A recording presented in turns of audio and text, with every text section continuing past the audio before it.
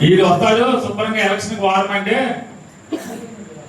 నేను తర్వాత ఇచ్చాల్సిన ఎలక్షన్ అయ్యాక అన్నాడు. ఎలక్షన్ అయ్యాక వెళ్ళాడు. వెళ్ళి మాజీ మంత్రి గారు మరి ఓడిపోయాడు కదా, మాజీ మంత్రి గారు మనకి లెక్క ఎప్పుడు ఇస్తానంట. లెక్క ఏంటి అన్న, మా ఇంటికి వచ్చి చెప్పావు కదా, వాడు నువ్వు ఎంత అయితే అంత నేను ఇస్తా అని చెప్పి ఎంత అయినా 9 అయింది అన్నాడు. 9 నేనేమన్నా ఎవడేమన్నా 9 అన్నాడు. చూసారు మొత్తం జరిగింది గుంటుపల్లి సార్, నాకు తెలియదు అట ఎవరు అంటే అన్ని కోట్లు పెట్టి కొన్నా గెలిచాడా?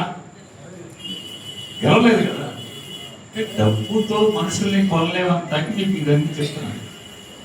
ఎవరి దగ్గర డబ్బు ఉన్నా, డబ్బు జిమ్మినా, బజార్లో సామాన్ కొనుక్కోగలమేమో కానీ మనుషులు మాత్రం కొనలేము అనేది మాత్రం గుర్తుపెట్టుకోవాలి. అందుకే ఎందుకు ఓడిపోయామంటే ప్రజల్ని డీల్ చేయడంలో లోపం జరిగి ఉండొచ్చు. 2 అవతల వాడి విష ప్రచారం.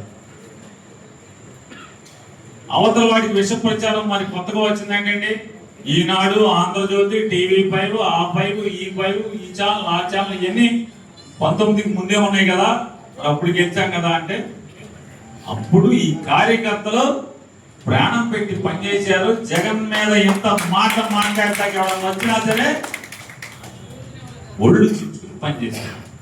మరి 24 ఎందుకు పనిచేయలేదు? ఎందుకు పనిచేయలేదండి? 19 ఎలక్షన్లో విపరీతంగా పనిచేసిన తర్వాత ప్రభుత్వంలో జరిగేటువంటి ప్రతి కార్యక్రమం కూడా వాలంటీర్ల ద్వారా లేదా ప్రభుత్వం యొక్క అధికారుల ద్వారా, సచివాలయ ఉద్యోగస్తుల ద్వారా సరాసరి ప్రజలకు చేరిపోవడం వల్ల సగంగా మానసికంగా కుంగిపోయారు. ఎట్లా కుంగిపోయారు? ఏ రాజకీయాల్లో ఏ జెండా మోసేవాడైనా, అది ఎర్ర జెండానా, పసుపు జెండానా, మన జెండానా, లేదా గ్లాస్ జెండానా, ఈ పువ్వు జెండా, ఏ జెండా మోసినా 90 మంది పరపతి కోరుకుంటారు. బజార్లోకి ఇంట్లోంచి బయటికి వెళ్ళంగానే ఏనా అంటారు, ఏ తమ్ముడు, నమస్తే తమ్ముడు అంటారు, లేదా ఏనానా అయ్యా బాగున్నావయ్యా, గౌరవం పలకరి. ఆ బజార్లో, ఆ గ్రామంలో ఎవరికైనా కష్టం వస్తే మన ఇంటికి వచ్చి, ఆ కార్యకర్త ఇంటికి వచ్చి, అరే కొంచెం నాకు ఈ బాధ వచ్చిందిరా, ఎంఆర్ ఆఫీస్లో పని వచ్చింది, ఎండి ఆఫీస్లో పని వచ్చింది, లేదా పలానా సర్టిఫికేట్ కావాలి, పోలీస్ స్టేషన్లో ఎస్ఐతో మాట్లాడాలి, మరి నువ్వు చూడు, నువ్వే మాట్లాడతావా, ఎవరితో మాట్లాడతావా, కొంచెం చేసి నాకు పని చేసిన ఇంటికి వస్తాను. ఈ వాలంటీర్ల వ్యవస్థ వచ్చిన తర్వాత మన ఇంటికి వచ్చేవాడు లేకుండా పోయాడు, పని అడిగేవాడు లేకుండా పోయాడు. ఏదైతే పరపతి కోసం రాజకీయాల్లో తిరిగామో ఆ పరపతి మనకి కాకుండా వాలంటీర్కి వెళ్ళింది, మనకు రాలేదు అనేటువంటి నిరాసక్తితో ఆంధ్రజ్యోతి మీద, ఈనాడు మీద, TV5 మీద, లేదా ఇట్లాంటి తప్పుడు ప్రచారాల మీద తిరగబడి యుద్ధం చేయడం, దాంట్లో తుపాకులన్నీ పక్కకు పడేశారు. అందుకని మనం 24లో 11 సీట్లకు వచ్చిన తర్వాత కార్యకర్తల్ని చిన్న చూపు చూడలేదు. అంటే మరి వాలంటీర్లు తెచ్చాడుగా. 2019 మేనిఫెస్టో ఇంటింటికి పంచిపెట్టామని మనమే చెప్పాం. 50 ఏళ్ళకు ఒక మనిషిని పెడతాం, కులం చూడడం, మతం చూడడం, పార్టీలు చూడడం, ప్రతి ఇంటికి పథకం ఇస్తాం మనమే చెప్పాం. మనమే ఇంటికి జగన్ చెప్తే ఓ ఇలా జగన్ కులం చూడడం, మతం చూడడం, పార్టీలు చూడడం, కానీ అప్పుడెందుకు కై ఇచ్చాము? 14 నుంచి 19 నారా చంద్రబాబు నాయుడు గారి యొక్క పరిపాలనలో వైఎస్ఆర్ కాంగ్రెస్ పార్టీ సానుభూతి పనులు ఇంట్లో అవిటివాడు ఉన్నా, ఇంట్లో భర్త చనిపోయి నుదురు చేయడం, ఇంట్లో ఆర్థికంగా బాధలు పడుతున్నా,